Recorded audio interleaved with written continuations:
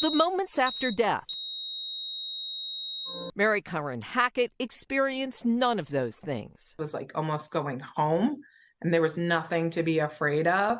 The Cincinnati writer's heart stopped for several minutes in the hospital in 2004. And I could see everything, feel everything, hear everything, even though I know now I was medically dying. I was above my body. I could see them doing chest compressions. I could see them, all the nurses around. I could smell the most beautiful flowers I've ever smelled. And then I heard music. When I opened my eyes, I knew where I was. I knew I was in heaven. My heart doctor said, "You're not going home. We're going to put you in the hospital. We've got to get that blood pressure down. It's got to come down. You're having another stroke, or you're going to have a heart attack." They put me in a room and started an IV just to, try to get that blood pressure down. Charlotte's husband, Danny, stayed with her while the hospital staff tended to her. Immediately, they called this code, and everybody started rushing in. They just started working on her. And my feelings was, I thought, boy, I'm wondering if I'm even going to be able to bring her home. Charlotte began describing things to Danny. She started talking about the flowers. Well, I looked around and I knew there was no flowers in that room. That's when I knew she was not in this world when that was going on. Charlotte's heart stopped. For the next 11 minutes, she was clinically dead. I was above my body.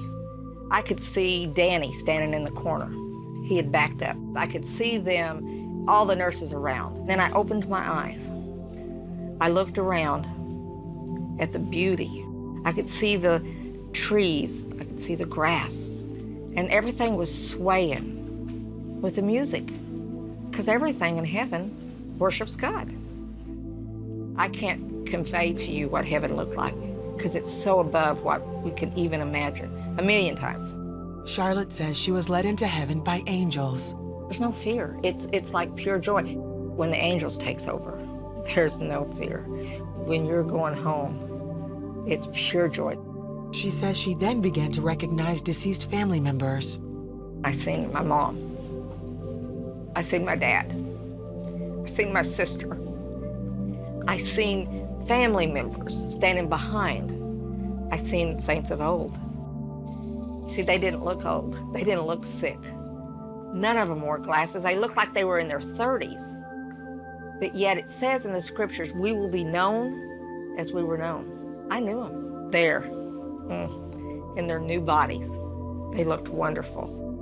What Charlotte saw after that, however, shocked her. Standing behind my mom and dad was a light so bright, I couldn't look upon it. I mean, it was so bright. But I knew it was my Heavenly Father. I seen a toddler. And that toddler, I couldn't understand. And I can remember thinking, who is this? And I heard my Father say to me, my Heavenly Father say to me, it's your child. I lost that child. I was 5.5 months pregnant. I can remember them holding the baby up and saying, Charlotte, it's a boy. Then he was gone. So when I seen this toddler, I said, God, how is that possible? He says, they continue to grow in heaven, but there's no time. It's eternity.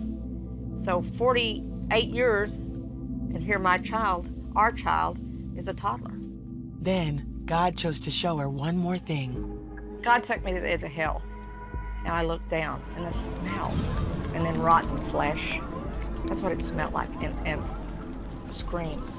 After seeing the beauty of heaven, the contrast to seeing hell is almost unbearable. And he says, I show you this to tell you, if some of them do not change their ways, this is where they shall reside. I heard my Father say, you have time to go back and share. As quickly as she had gone to heaven, Charlotte's spirit came back. I felt myself being drawn into my body. I felt the pain where I hadn't felt pain. I felt the sorrow. Danny said that they come running in and your eye blinked. And he said, I knew then I was going to get to bring you home. Charlotte made a full recovery and was released from the hospital after 2 weeks. She has been sharing her story since then, in public appearances and with everyone she comes in contact with. I'm Bruce Grayson. I'm a professor emeritus of psychiatry and neurobehavioral sciences at the University of Virginia Medical School. And I've recently come out with a book called After. A doctor explores what near-death experiences reveal about life and beyond. Near-death experiences are profound, subjective experiences that many people have when they come close to death, or sometimes when they are in fact pronounced dead. And they include such difficult-to-explain phenomena as a sense of leaving the physical body, reviewing one's entire life, encountering some other entities that aren't physically present, and at some point coming to a point of no return beyond which they can't continue and still come back to life. When they return, they often are profoundly changed by this experience. What if the last thing you hear is your own heartbeat, and then a voice that isn't yours? Tonight, I'm stepping to the edge of existence, into real-life near-death experiences, and asking, are these glimpses of an afterlife, or something our brains create at the brink? I'm talking documented cases, hospital records, interviews, and the newest science in 2026 that's finally bold enough to chase the mystery. Let's start with the out-of-body moment. People describe floating above themselves during cardiac arrest, watching doctors work, hearing exact phrases. Some even report details in other rooms. What's wild is, emerging neuroimaging studies have caught bursts of organized brain activity, especially gamma waves, right as blood flow collapses. That's the band linked to perception and binding. Is the brain firing a last high-voltage panorama that feels like leaving the body? Or are we bumping into a consciousness that isn't confined to the skull? Teams now plant hidden targets and audio cues in ERs and ORs to test verifiable perception. Early data is mixed, some hits, lots of misses, but the signal is stubborn enough that researchers aren't letting it go. Then, there's the encounters. People talk about meeting deceased loved ones. Vivid, calm, unmistakable. Across cultures, across ages. Large-scale studies are mapping common threads. The same feeling of presence, the same message. It's not your time. Many describe a life review, like a panoramic replay, but from an outsider's perspective, feeling exactly how their actions affected others. Psychologists are modeling this as a hyper-empathic integration of memory and morality. Whether it's brain-based or beyond brain, the aftermath is measurable.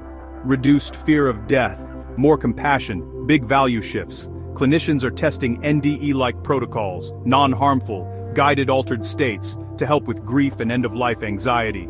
You've heard of the light, the tunnel. It shows up everywhere. Some labs link it to visual cortex behavior under extreme stress or sensory deprivation, like the brain filling darkness with geometry and glow. But NDEs also talk about time dissolving, past, present, future stacked together. Cognitive neuroscience is trying to map that with models of predictive processing, where the brain's timeline collapses under pressure. Here's where it gets bigger. AI is scraping thousands of NDE narratives, finding cross-cultural patterns that repeat with eerie consistency. Meanwhile, the consciousness debate is heating up. Materialist theories versus models that entertain consciousness as fundamental. The European Union just funded a multi-million euro push to test competing theories with coordinated experiments and open data sets.